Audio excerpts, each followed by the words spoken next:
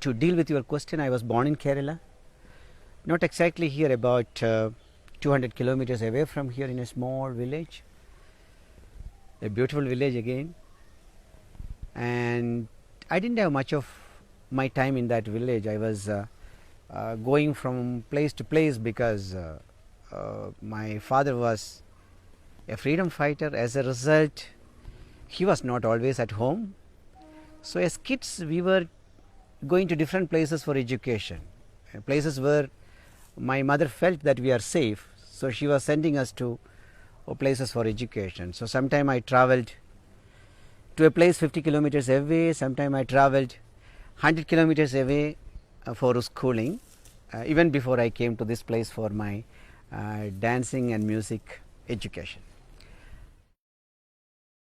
I was born and brought up in a Hindu family, and while there are problems related to how Hindu religion is practiced today, I strongly believe there are lessons one can draw, good lessons that one can draw and take inspiration from those stories related to Hindu mythology, whether it is Mahabharata or Ramayana. I think looking back, those stories were very, very important to let me know what is dharma and what is adharma, what is good and what is bad. So even as a child, one could understand killing is bad, or cheating is bad, or helping others is good, and being kind to others is good, etc. So those were very, very interesting part of life. We also had a lot of fun, because brothers and sisters all were together, and so we had a lot of learning and fun and whatnot.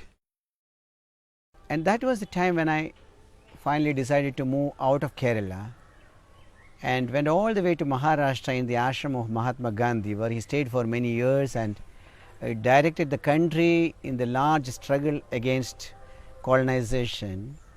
I had an opportunity to stay there for 3 years and do my agriculture engineering course. The idea was to get back to the village and serve the farmers and poor people by providing services for developing agriculture, because that was a time when India was also facing food shortage, and we thought that would be the right way to help our country, people of our country, etc.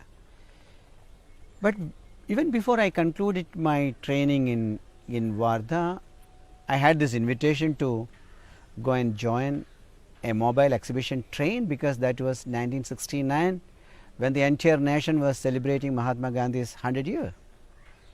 So natural that one is tend to take this challenge. One would like to join this train and go around the country and speak to people about why Mahatma Gandhi is important, why it is time for us to rethink about Mahatma Gandhi and rework his philosophy in solving the problem of the country.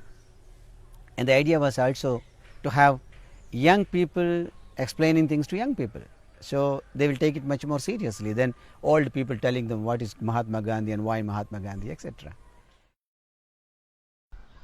But the real challenge was when young people started questioning, it's all great that you speak about Mahatma Gandhi and non-violence.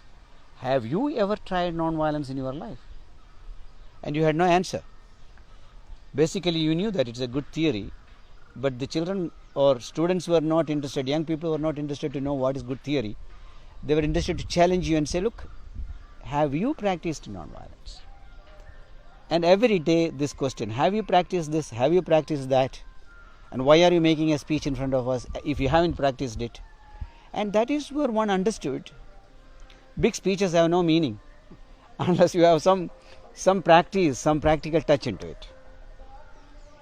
Then I was looking for an opportunity. At the end of the train journey, 1 year, we thought, now this is time to practice non-violence, practice Gandhi.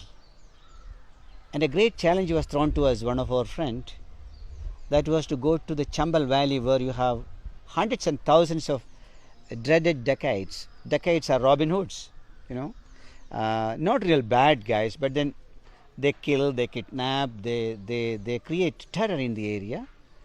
And the whole Chambal region, cutting across 3 states, Madhya Pradesh, Uttar Pradesh and Rajasthan, was under terror. Thousands of policemen trying to fight them, but they had no success. Every day the number of dacoits were growing. As a result, government was nearly giving up. And in this region, schools were not functioning, factories cannot come up, agriculture was not in good shape, because people can't go to their agriculture field, because any day anyone can be kidnapped.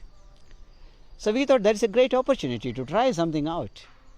So 4 of us, young people, we decided to move in and set up a small ashram in Chambal Valley. We went into a village, and everyone was surprised. How do you take such a risk, that going into a small village where any day the dacoits can come and kill you, and nobody even during the day will go there? How dare you go and set up an ashram there and stay there in the night? And in a week time we had our first attack. The dacoits came, took away our bicycle, took away everything, and tied our hands, got real beating from them, closed our doors and went away, and give a warning that if you don't quit this place in 1 week time, you will be shot. And we didn't go. We stayed on. As young people, we had the courage to stay on, and we also wanted to really try whether non-violence can work.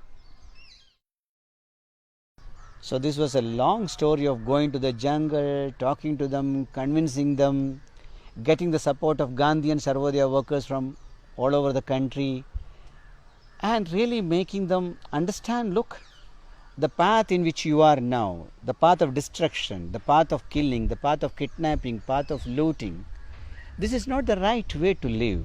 The right way to live is through a non-violent way, come to the mainstream society, be part of it, work hard, make a living rather than killing and kidnapping.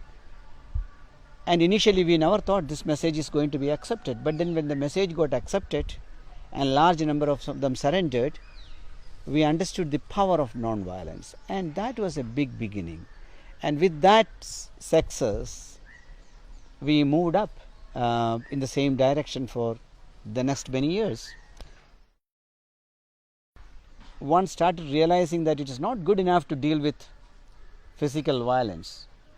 It is not good enough to speak about killing and kidnapping, but it is also important to speak about systemic violence or structural violence.